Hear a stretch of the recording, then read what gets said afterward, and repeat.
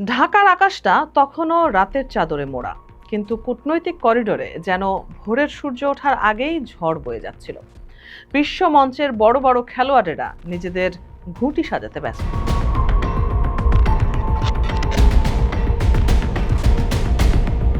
আর ঠিক সেই উত্তপ্ত মুহূর্তে বাংলার মাটিতে পা রাখলেন হোয়াইট হাউসের এক বিশেষ দূত।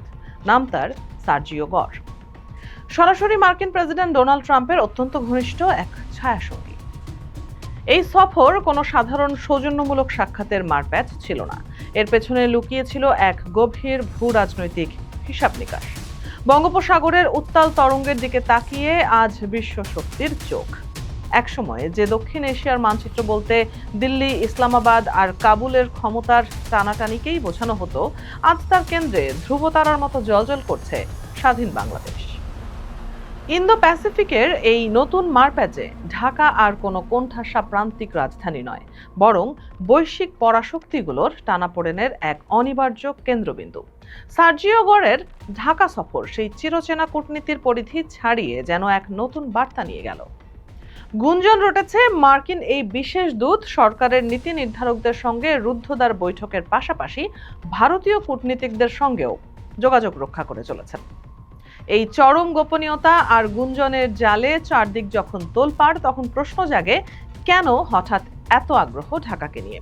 উত্তরটা লুকিয়ে আছে ভূগোলের নির্মম ও দুর্নিবার বাস্তবতায়। বঙ্গোপসাগর আজ বিশ্ব বাণিজ্যের লাইফলাইন, আর তার ঠিক মোহনায় দাঁড়িয়ে থাকা বাংলাদেশ সামুদ্রিক নিরাপত্তার সবচেয়ে বড় চাবিকাঠি। মিয়ানমারের সীমান্তে দীর্ঘস্থায়ী অস্থিরতা, রোহিঙ্গা সংকটের কালো মেঘ এবং ব্লু ইকোনমির অসীম সম্ভাবনার দুয়ার, সব মিলিয়ে ঢাকার গুরুত্ব এখন আর কেবল আঞ্চলিক গণ্ডিতে আটকে নেই। বিশ্ব আজ এক অদ্ভুত পরিবর্তনের মধ্য দিয়ে হাঁটছে। একে ঠিক পুরনো দিনের শীতল যুদ্ধ বলা চলে না, কারণ এটি কেবল দুই পরাশক্তির আদর্শগত লড়াই নয়। আজকের যুদ্ধটা প্রযুক্তি, সেমিকন্ডাক্টর, কৃত্রিম বুদ্ধিমত্তা এবং বৈশ্বিক সরবরাহ চেইনের ওপর একচ্ছত্র আধিপত্য বিস্তারের।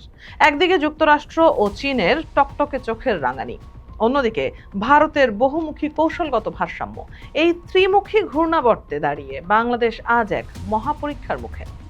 নয়াদিল্লির সঙ্গে যেমন রয়েছে দীর্ঘদিনের ঐতিহাসিক ও ভৌগোলিক নাড়ির টান, তেমনি বেইজিং এর বিশাল অঙ্কের বিনিয়োগ এবং ওয়াশিংটনের প্রযুক্তিগত অংশীদারিত্ব উপেক্ষা করার মতো দুঃসাহস আজ কারোরই নেই।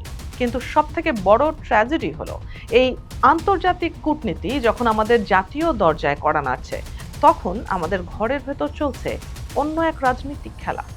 পররাষ্ট্র নীতিকে যখন আমরা দলীয় রাজনীতির সংকীর্ণ খাঁচায় বন্দী করি, তখন জাতির মেরুদণ্ডটাই নুয়ে পড়ে।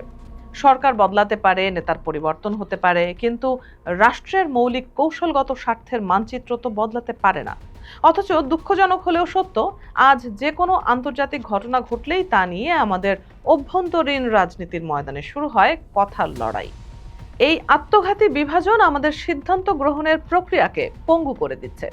বাইরের শক্তিগুলো যখন আমাদের দুর্বলতাগুলো নিখুঁতভাবে মেপে নিচ্ছে, তখন আমাদের নীতি নির্ধারকদের একাংশ ব্যস্ত নিজেদের রাজনৈতিক ফায়দা তুলতে। অথচ আমাদের ঐতিহ্য তো সবসময়ই বলে এসেছে, সকলের সঙ্গে বন্ধুত্ব, কারো সঙ্গে বৈরিতা নয়।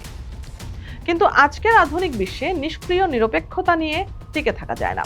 এখানে প্রয়োজন ক্ষুরধার বুদ্ধি, নিখুঁত হিসেব এবং বহুমুখী অংশীদারিত্ব। যুক্তরাষ্ট্রের বাজার, চীনের পুঁজি, ভারতের সংযোগ আর ইউরোপের বাণিজ্যের এই বিশাল সমীকরণে আমাদের বাঁচতে হবে সম্পূর্ণ নিজস্ব শর্তে। সার্জিও গরের সফর আমাদের চোখে আঙুল দিয়ে দেখিয়ে দিয়ে গেছে যে আন্তর্জাতিক আগ্রহ এখন আর কোনো সাময়িক আবেগ নয়, এটি এক কঠিন কাঠামোগত বাস্তবতা। এই বাস্তবতাকে পদদলিত করে এড়িয়ে যাওয়ার কোনো পথ খোলা নেই। যদি আমরা এই ভূ রাজনৈতিক গুরুত্বকে কেবল উত্তেজনার উপকরণ বানিয়ে রাখি, তবে তা হবে আমাদের ঐতিহাসিক ভুল। এর পরিবর্তে একে রূপান্তর করতে হবে অর্থনৈতিক শক্তিতে এবং দীর্ঘমেয়াদী সমৃদ্ধিতে। প্রশ্ন তাই আমেরিকা, চীন বা ভারতকে বেছে নেওয়ার নয়, প্রশ্ন হলো নিজের পায়ে শক্তভাবে দাঁড়িয়ে নিজেদের ভাগ্য নিজে লেখার। নাটকীয় এই বিশ্ব মঞ্চে কুশীলব অনেক, কিন্তু নাটকের শেষ দৃশ্য কার অনুকূলে যাবে তা সম্পূর্ণ নির্ভর করছে আমাদের নিজস্ব প্রজ্ঞা ও সাহসিকতার উপর। বাংলাদেশ কি কেবল অন্যদের দাবা খেলায় বোর্ড হয়েই থাকবে, নাকি নিজের কূটনৈতিক মুনশিয়ানায় জয় ছিনিয়ে আনবে? সেই উত্তরই লিখে দেবে আমাদের আগামী প্রজন্মের ভবিষ্যৎ।